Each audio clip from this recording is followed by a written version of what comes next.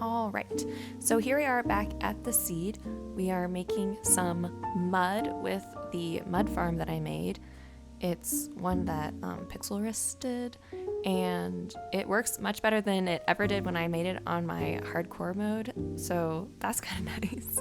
I think the biggest issue when I made it the first time in the hardcore world was the fact that I just didn't have enough water bottles, and I wasn't willing to make enough in order to be able to do it. So once you have enough that you don't really have to worry about any of the stacks kind of clearing out, then it actually works really well. And I wish I'd kind of made it in a bigger space as opposed to our tiny little basement farms. And here I am putting the stone or mud bricks down for the flooring in the large room that we made last time. I am pretty sure I'm going to eventually make this into kind of a fancier storage room. But for now, I kind of just wanted to make the floor the mud bricks, and then the ceiling is, again, the deep slate bricks. Chiseled deep slate bricks. I don't know what it's called. Anyways, so it's the bricks in the basement. But because of this, we had to make a lot of mud, which thankfully we had made the automatic farm the other day. So we were working well with how much wheat we had.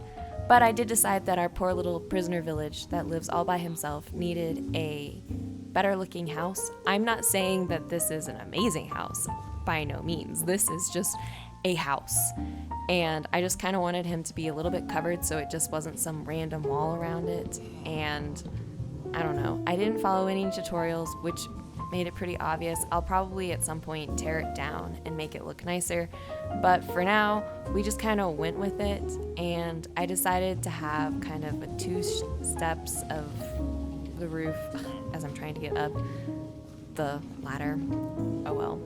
But yeah, I don't know. I have a hard time making like houses and stuff, so I don't know. I figured for my first shot at something besides a castle, I'm okay with it. You won't, obviously this is a beginning step, so you can't actually see what it looks like, but beginning steps. Then I decided that I was going to do some terracotta, white terracotta.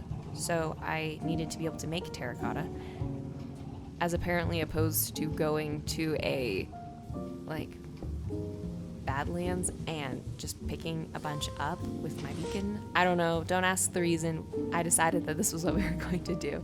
So I knew that you could like make mud from it, but you have to get clay, which you need the mud for, but we already have a pretty well, a nice working mud farm, so might as well just kind of go for it. And I gotten all of these dripstones from when we went to make our lava farm that was kind of far off in the village far away, and then I ended up realizing that I already had a bunch of dripstone and whatever.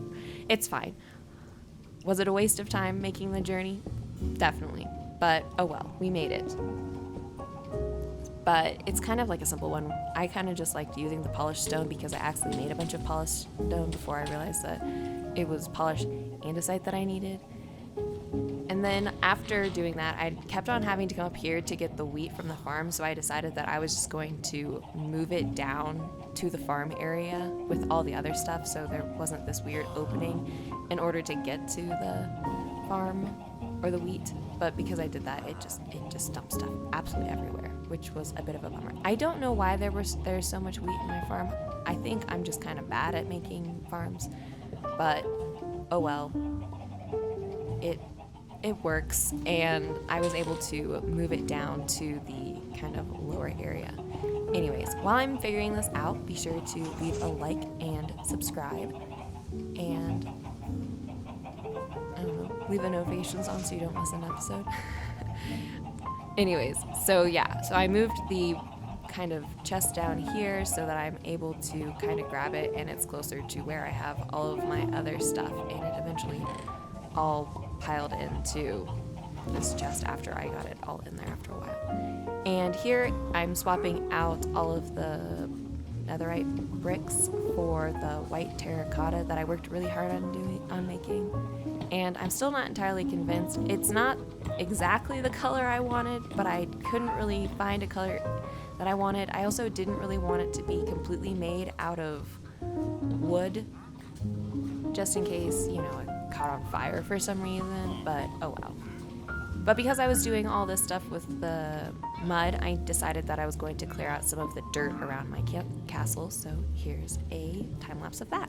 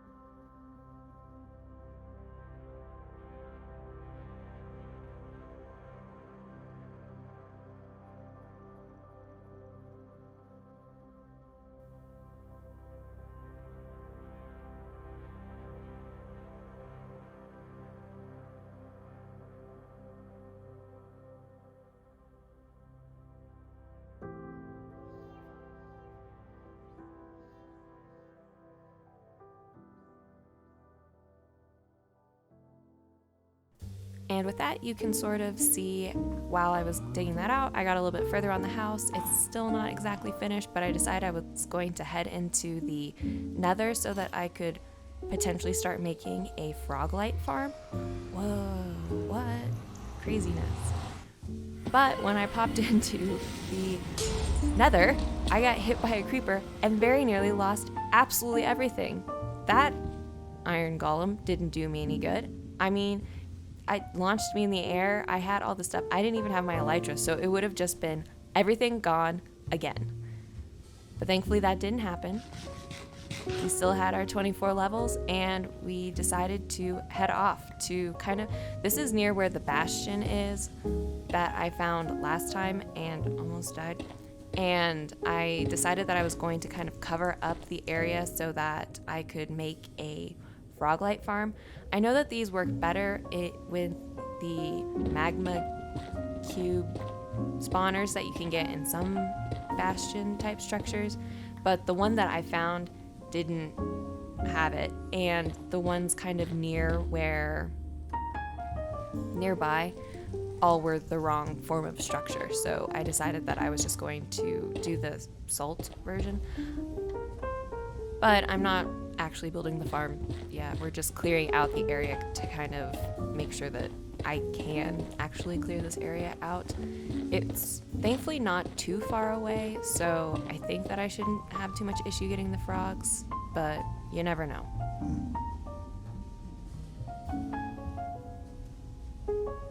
But when I came back, I realized that I didn't have any flint in order to light my portal. So I was like, well, I have wood and lava, so maybe I can get that to light.